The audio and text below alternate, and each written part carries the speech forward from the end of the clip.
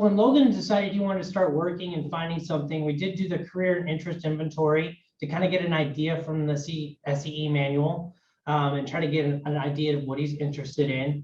And then once he got the job, Logan did have some time where he was not able to go to work because of his mental health.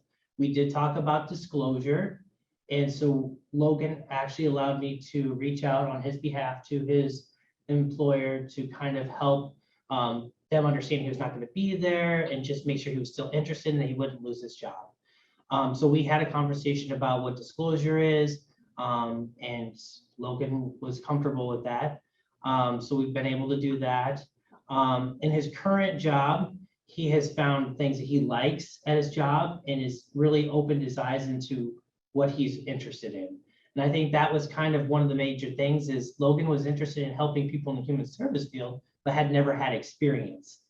So we helped him kind of find a in so he could do some of that and really identify what he is interested in. And Logan, from your perspective, what are the kinds of things Chris has been doing that have been helpful for you? One big thing is, like you mentioned, he helped me find the job at the ARC.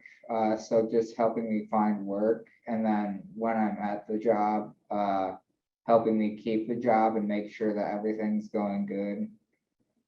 For example, I had a schizophrenic episode while working for the ARC. And while I was in the hospital, Chris contacted my work to let them know that I was at the hospital currently. So that way, hopefully I would not get fired, which I didn't. It worked out, so. So you're talking about something that can be really challenging, and it's wonderful you shared it.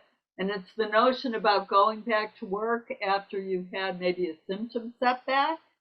Yeah. And what was that like for you? Were you nervous? Were people kind? Were you stressed? What was that like? One thing that's awesome about the ARC is that they are very tolerant of like people with mental illnesses like me. So there definitely wasn't any like negative feedback.